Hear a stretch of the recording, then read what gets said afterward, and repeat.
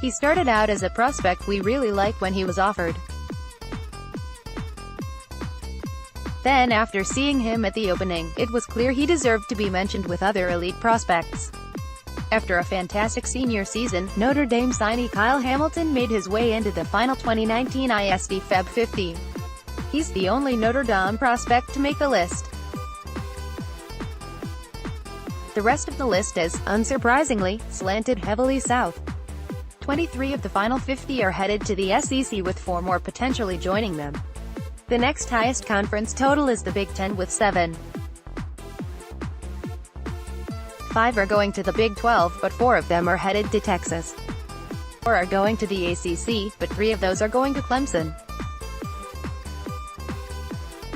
Neither of those teams are close to bringing in the type of talent that Alabama is, though. They have 9, and counting. Any notion that the dynasty is over can be thrown out the window. Nick Saban is reloading, and many of the Alabama commits were players who I gave a big bump with my grades after watching dominant senior film. I know that's not what Notre Dame fans like to read, but it is what it is right now.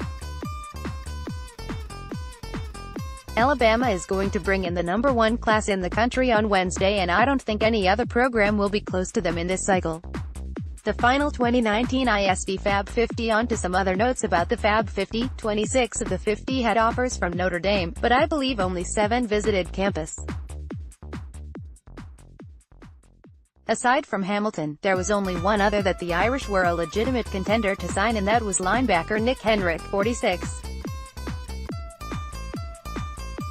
In terms of future opponents, 3 on the list are headed to Georgia, and the Irish travel to play them in Athens this fall. Nolan Smith, 2, and Nakobe Dean, 18, are 2 defenders that I believe could see the field right away for the Bulldogs. Logan Brown, 25, is headed to Wisconsin, and Notre Dame has a 2-game series with them coming up in 2020 and 2021.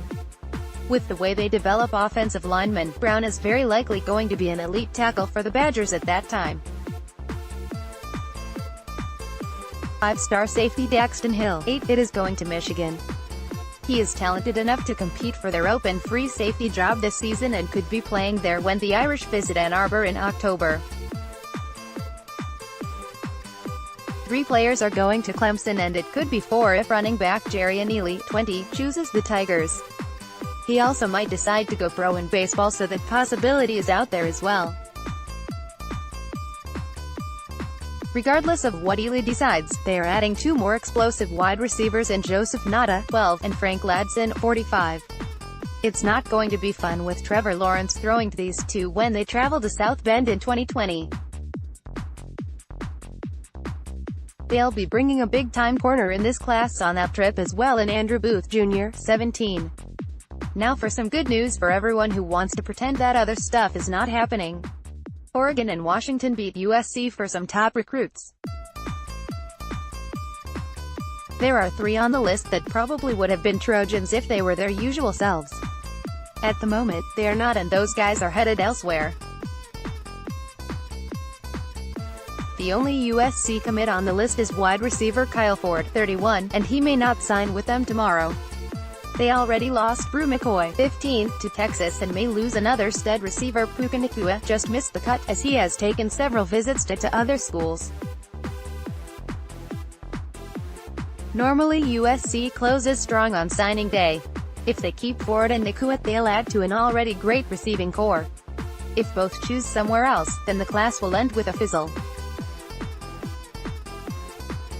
Jake Smith, going to Texas, was number 51 and would have made it 5 UT commits in the Fab 50 if he was in it.